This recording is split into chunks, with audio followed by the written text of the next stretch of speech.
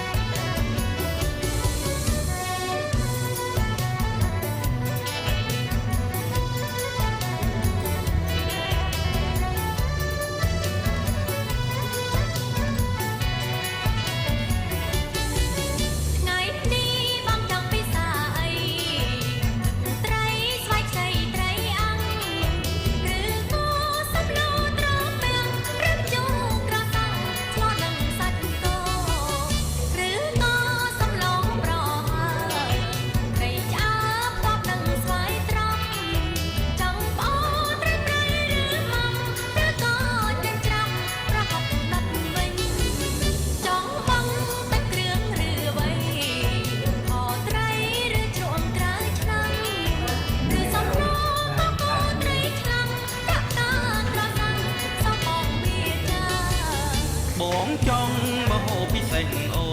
នប្រងស្ងួនថាមកមហោបីគឺមហោជួបនឹងខ្លួនស្រី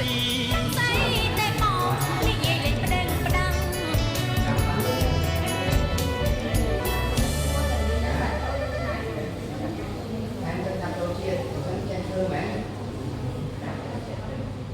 បើយ៉ាត់ខ្លោច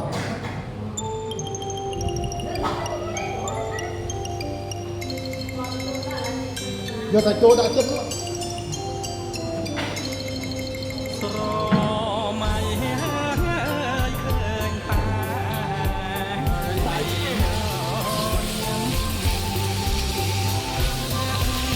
ស្រហើយក៏ប្រំបងហើយ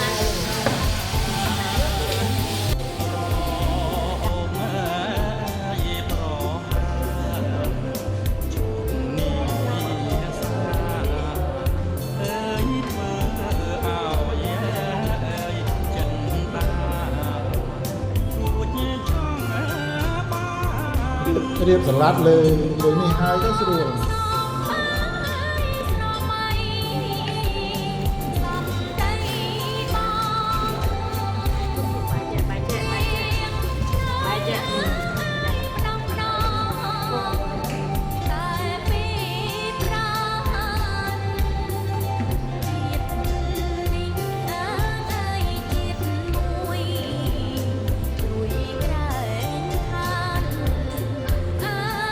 អស់ទៅស្អីចូលទៅគៀកគ្នាមក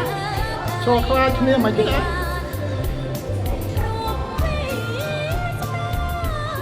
ចូលមកជុំគ្នាគេថោ